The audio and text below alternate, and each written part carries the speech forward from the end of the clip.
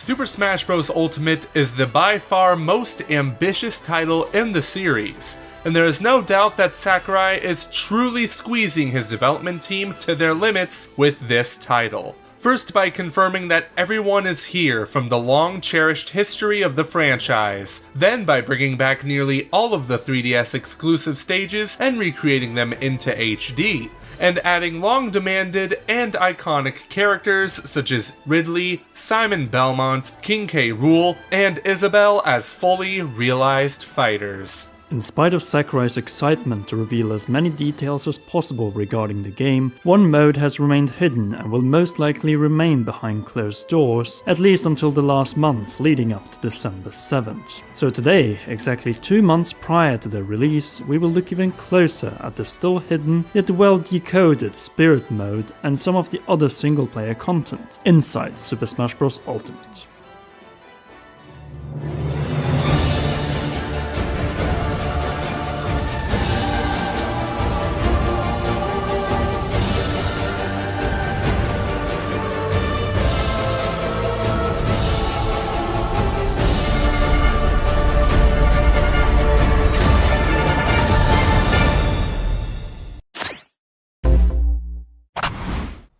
Super Smash Bros. 4 was in reality 2 different games that shared the same character roster and some stages. On the surface, they might have appeared to be the same, but the deeper you went into these 2 games, the clearer the differences became. Needless to say, the workload put into not 1, but 2 Super Smash Bros. Titles must have been unimaginable. But it also brought up certain issues. The most significant of these was the limitations of the Nintendo 3DS, which couldn't handle the level of ambition that a highly cinematic Smash experience requires. A good hint of this was the lack of any opening cinematic in the 3DS version of Smash 4, and there is no doubt that any ambitious single-player campaign with massive CGI cutscenes would simply not work on the already pushed to the limits 240p 3DS screen. Luckily, Ultimate does not suffer the same fate as there's no 3DS version to drag the game down. Instead, we have a game that brings over the best features of the Wii U and 3DS versions with everything else we have seen in the franchise's 20-year-long history. It seems that Sakurai has had one thing in mind for Ultimate, besides bringing every fighter from all the games back and bringing the 3DS stages and upscaling them to HD.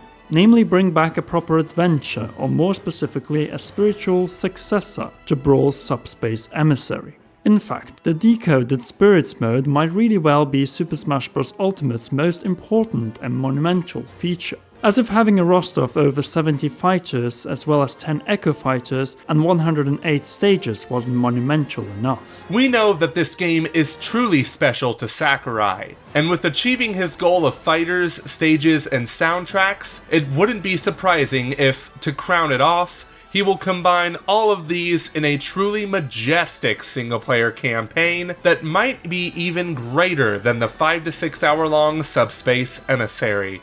Now, why do we believe that the Spirits mode will not only mark the return of the Adventure mode, but rather surpass it and the Subspace Emissary in both scale and scope? The answer to that is simple. Sakurai has not compromised with this game in any shape or form. He is bringing nearly everything worth bringing back from the treasury of Smash and adding some icing on top of it. In our last video, we addressed that the number of newcomers that are not just echoes of existing fighters is a little limited compared to the likes of Melee, Brawl, and 4. So what if Sakurai has put more efforts than ever before into the single-player content found in the game? That being the classic mode, minigames, bringing back Smash Run, and not poor man's Mario Party, and then introduce the Spirit mode as a much more complete and comprehensive single-player campaign, with a plot and characters that are both more engaging and iconic than the main villains found in the Subspace Emissary. You see, despite having very impressive CGI cutscenes that brought the cast of Smash closer than ever before, and having some iconic boss fights against Ridley, Porky Minch, and Rayquaza, Subspace suffered from too many generic foes and some uninspired stages that didn't add much to the Smash universe. The concept held great potential, but needed reworking. This is a criticism that Sakurai must have been well aware of and willing to readdress in a future installment. As stated prior, Super Smash Bros. 4 was not a good project for such a monumental task due to the 3DS's system limitations. Ultimate, on the other hand, left no such excuses, and as such, it is extremely likely that Sakurai early on in the development must have made the decision that it's time to return to Subspace, fix it, and then expand it. How?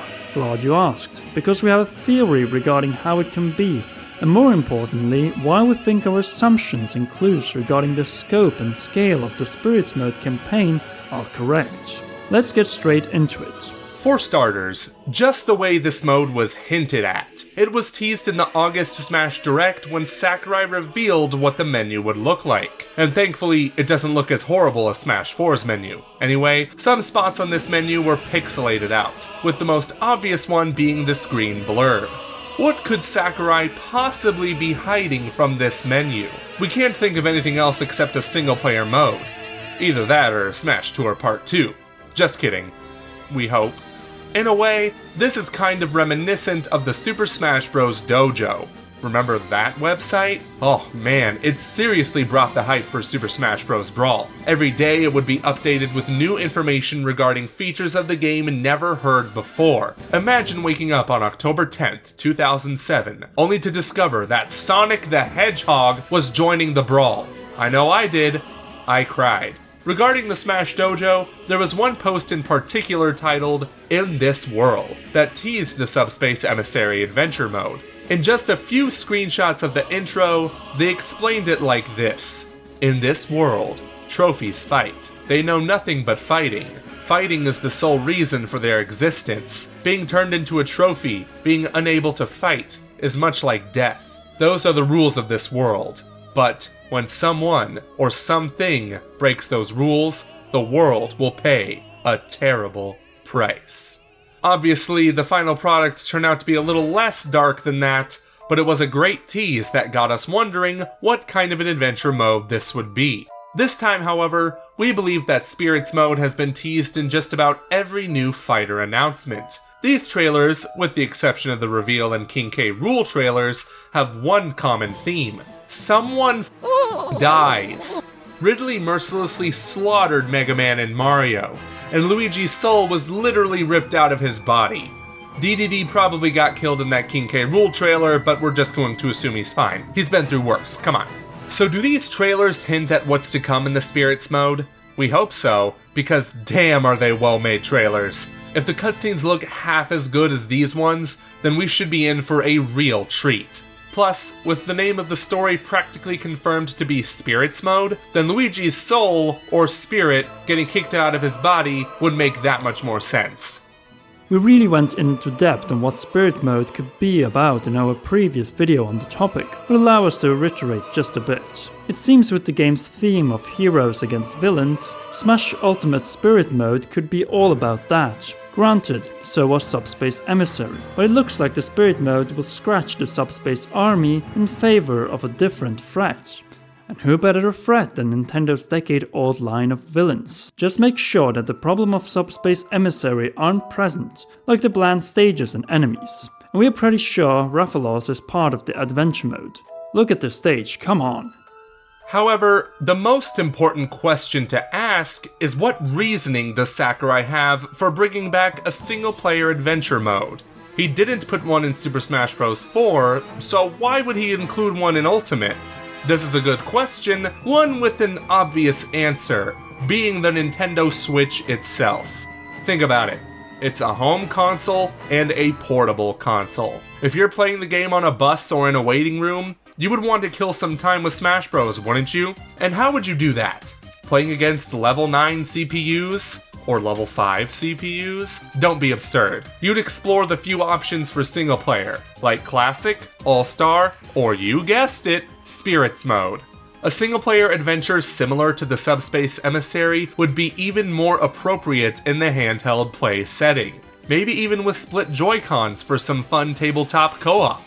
As of now, we still don't have confirmation of this so-called Spirits Mode, but at this rate, it's kind of inevitable, guys. Sakurai is intending on creating the Super Smash Bros. Game to end all other Super Smash Bros. Games.